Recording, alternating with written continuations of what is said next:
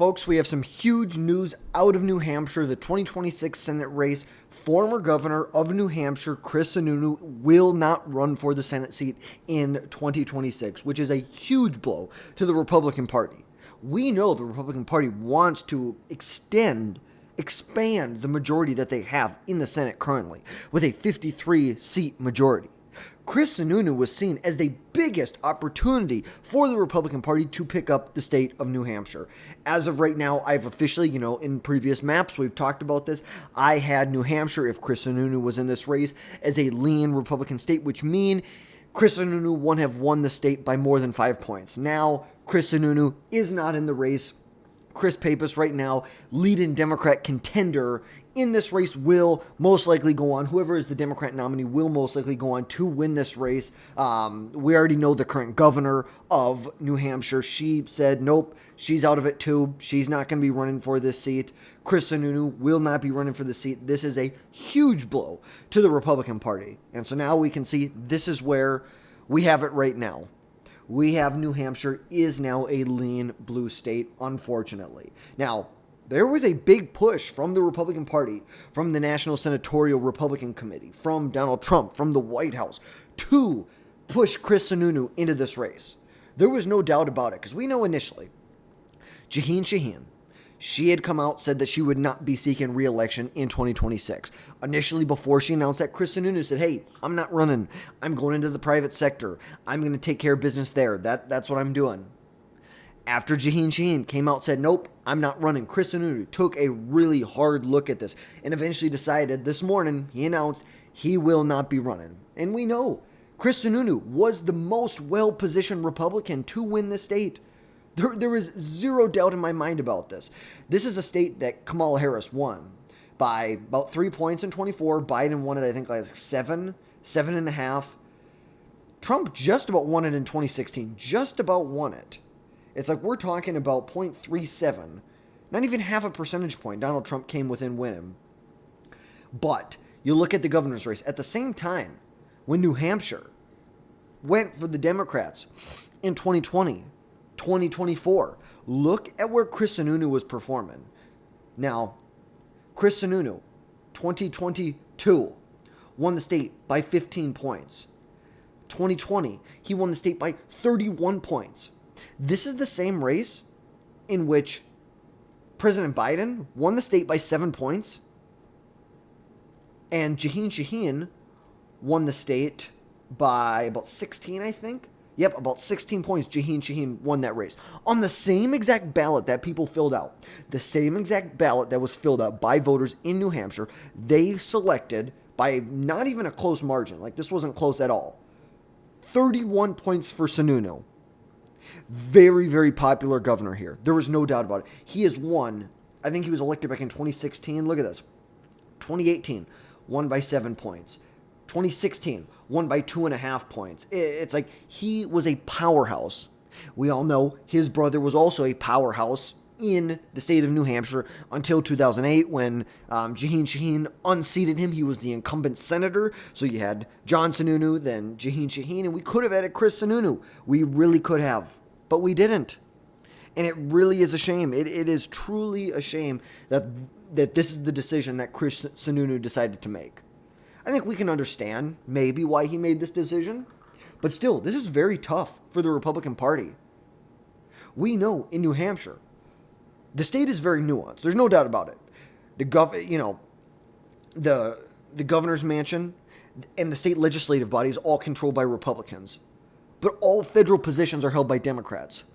Both Senate seats are held by Democrats. Both House seats are controlled by Democrats. Everything else is controlled by the GOP. And by the way, the state never voted for Trump, but the last time they voted for a Republican candidate, I believe the last time they voted in a presidential race, look at this, voted for New Hampshire.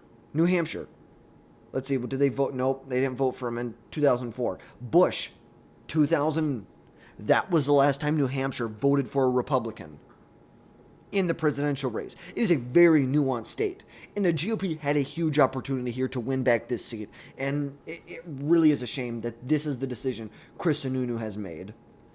By all measures, all data, analytical points that we have to point to, Chris Sununu was the most well-positioned Republican to win this seat. There is no doubt about it. He was the most well-positioned Republican. He even went to the White House. Donald Trump threw his support behind him. The White House threw the support behind him. The National Republican Senatorial Committee and their chairman, Tim Scott, threw their support behind him. And he said he really thought about it. But this is really going to hurt the Republicans in the midterms. There's no doubt about that. Is 55 seats a reality? 55 seats just got a lot harder now. In order for Republicans to get to 55 seats, it is going to require them, which I think Maine is not going to be as hard. I think Maine is going to be a comfortable 5 to 10 point victory for the Republican Party. I don't think it's going to be within 5 points. You look at Susan Collins and the Maine Senate race in 2026, or I guess we're going to look at the 26, but the previous elections, like when Biden was running, she won by 8 points. So this is a time when President Biden won the state of Maine by about 9 points at the same time when you had Susan Collins won the state by about 8.5 points. You go back to 2014, a great year for the Republicans. She won by almost 40 points. 2008, not a great year for Republicans at all. She still won the state by over 20 percentage points, almost 25 percentage points. 2002, won by about 17 points here. Back to 1996, she won her initial election by like 6 points. So she knows how to win, whether it's a very good year for Republicans, a bad year for Republicans, or something kind of right down the middle. She knows how to win. She knows how to win, and she has always been a check on the Republican Party. She is a Republican who is going to vote with the party 80% of the time. That 20% of the time that she votes against the party, that is what cements a lot of her support in the state. It may piss off a big chunk of the people who support her, but ultimately, what other choice do they have? It's like we are presented this predicament in many different states. Many states, you are presented with the predicament of, do you choose someone who's going to vote with your party, nominate them 99% of the time, and maybe reduce your chances of winning the state or completely eliminate your chances of winning the state? Or you select someone who's going to win, who's going to vote with the party 85% of the time, but they actually have a shot to win your state. Because what's the alternative? The alternative is you have a Democrat who's going to vote against the Republican Party 99% of the time. That is the reality that you're faced with. There is no ifs, ands, or buts about it. If Susan Collins was not running in this race, this would be a flip for the Democrat Party. If Susan Collins did not run, look at this. Angus King, now they say he's a Democrat. I believe he's technically an independent.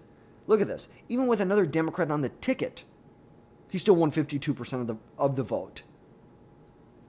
But Maine, I'm not super worried about. North Carolina is really where I'm more worried about, as far as a state the Republicans need to hold. Because we know right now, this is what the map looks like. The map is 53-47 for the Republicans. North Carolina, you have how do you say this? A not very popular senator representing this state. Tom Tillis has been censured by the North Carolina Republican Party multiple times on different instances. Whether I believe there was one that was for gun control and same-sex marriage, and then the other one, really the big one that really stuck with me that I have a big issue with was he was one of the few senators who in 2024 really pushed for this bipartisan legislation for immigration reform. He was really pushing hard for this, what they called bipartisan legislation, because the president's hands were tied. There's nothing he could do. We needed legislation, which the Democrats, we know, in the legislation snuck in there. They basically wrote in there that they were going to give an amnesty to these tens of millions of illegal migrants that they allowed to pour into this country during the Biden administration. It would have given them amnesty. They would have become citizens. It would have tilted the electoral map towards the Democrats for the next decade. We know we have to look out for the 2030, the census that will occur. And then when they reappropriate electoral votes out of certain states and into other states. We know that right now, Texas and Florida, Utah, Arizona, and Idaho collectively are going to pick up about 11 electoral votes, which those are safe Republican seats. California, New York, Minnesota are going to lose collectively like 8 or 9 seats, or electoral votes, which also means they're going to lose congressional seats too. So what that means is if they were to do the census and all of these illegal immigrants were here, and if they were citizens now, because we know when they do the census, it is not about if you were here legally or not. It is if you are here. They don't look at if you are here legally, if you're a citizen or not. They do the census based off the actual people that are there, regardless of their legal status in the United States. So if the illegal immigrants were here, it would be tilted towards the Democrats to begin with in places like California and New York. But then if they were able to give them citizenship, that would just be open the floodgates for the Democrats or for the illegal immigrants to come here. And then this becomes a solid piece of the Democrat base, which is totally ridiculous. And that's why what Donald Trump is doing when it comes to mass deportation is so vital. We need to get as many of these people out as we possibly can. As many as we possibly can. You need to get them out. If they're bad people, if they're here illegally, you are here illegally, you cannot stay. You need to go home. You need to go back to the country you came from, and if you want to come here, you need to go through a legal process. A legal process. And temporary protected status is not, yes, you are here. It doesn't mean you're here legally. It just means we've allowed you to stay here because there is something at your, home country that we don't believe it's humane to send you back there. But then that's always up for interpretation because, what's someone's definition of humane? But ultimately, if you want to come to the United States, you have to come in legally. You have to come in legally. This, and when it comes to North Carolina, that was a big issue. That was a big issue that Tom Tillis really was pushing for this legislation. And and there's polling in the primary that show Laura Trump up on Tom Tillis by like 50 points with 25% undecided. It's like, this is just ridiculous. Tom Tillis is even losing by 5 points to a generic Republican. Granted, these polls are 6 months old, but there definitely is. It's like the voters, I'm guessing, have not changed that much between 6 months ago and now in North Carolina. Now, the Republican, and maybe this way, the Republicans can look at this as a bigger opportunity. Instead of focusing solely on New Hampshire, or I shouldn't say solely, but put in more efforts into New Hampshire, they can put more efforts into Georgia, into North Carolina, into Michigan. Because now, previously we were like, okay, the Republicans can win New Hampshire, Republicans can win Georgia with Brian Kemp, that gets you to 55. Michigan, if you have a good, what's his name? Mike Rogers. You have, or John James, which John James now is running for the governor's race in Michigan. So you have Mike Rogers. Okay, you can get to 56 seats here. You want to get to 57, that's got to go through Minnesota. But now it's in Minnesota. We're going to cover that. I'm not even going to get into that right now. Don't think it's going to go Republican. I just don't. There's a lot of things that would have to line up for the Republican Party to win Minnesota a Senate seat. But now this is what you're looking at. Even if you win Georgia, Michigan, you retain North Carolina and Maine. That's what that's the bare minimum to get to 55. That is the bare minimum now. We no longer have the margin like we had in New Hampshire. And, like I said, it's very unfortunate that this is where we're at. Because now, in New Hampshire, you're looking. Scott Brown, he's the former U.S. ambassador to New Zealand. He will most likely jump in this race. And then Lily Tang Yang, who's a former chair of the Colorado Libertarian Party and a nominee for New Hampshire's 2nd Congressional District in 24. It's like, she did come in a good year for Republicans, came within 5 points, 6 points. Still, not great. Not great. I don't really know. We're just going to have to see what happens. We're going to have to see what the National Republican Senatorial Committee, what they're able to scheme together. Who are they going to put their trust behind? Is it going to be Scott Brown? Are they going to look at someone like a Corey Lewandowski? I don't think so. I don't think it'd be a good idea. But maybe that's what we're going to see.